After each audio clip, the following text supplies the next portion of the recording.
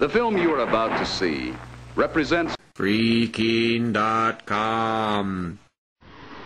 And I came here to write Free Bradley Manning.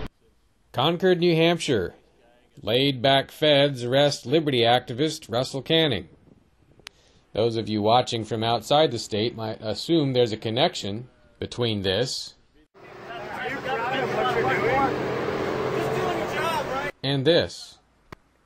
Yesterday's tense scene just down the street.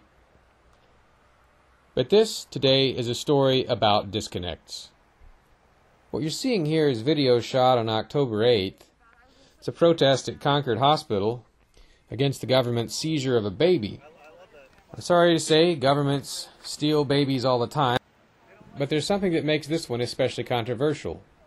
It's the fact that the government allegedly listed the father's membership in Oathkeepers as one reason for taking the baby.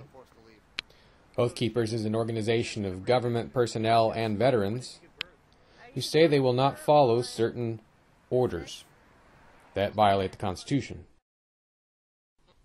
Oathkeepers is popular enough in New Hampshire that within hours of this story breaking, there are already 20 protesters outside Concord Hospital.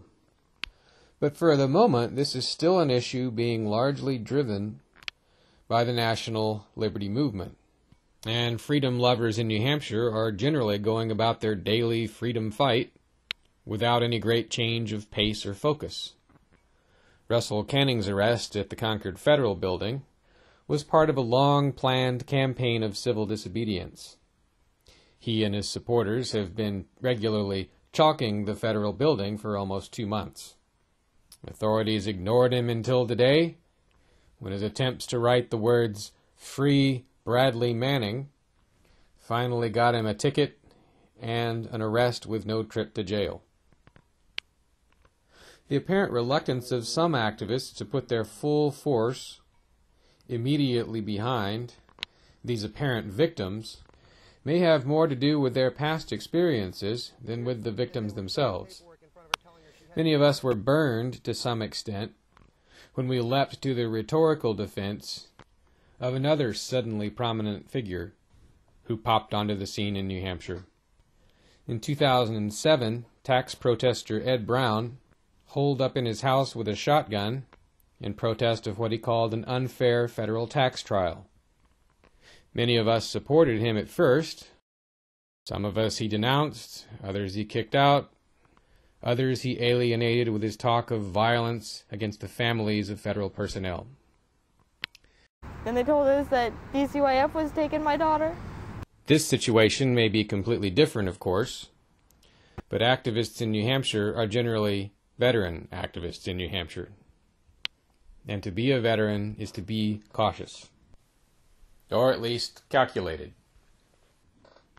There are, however, cautious ways that all of us can express concern regarding government action, no matter who it's taken against. Whether the couple who've had their baby stolen are good people or bad, negligent or not, it's always appropriate to scrutinize government action. And if they were really targeted because John Irish is a member of Oathkeepers, even if that were only part of the reason, even if it were just an afterthought issue, it's always appropriate to raise concerns about that sort of thing. What some of us learned in the Ed Brown situation was, don't rush to obtain supporter status until you know for sure exactly who and what you're supporting. But always do be ready to criticize the government when it abuses the rights of any citizen. It certainly did this in the Brown case, whether he's a good person or not, and we need to make sure they're not doing so in the case of John Irish and his fiancée.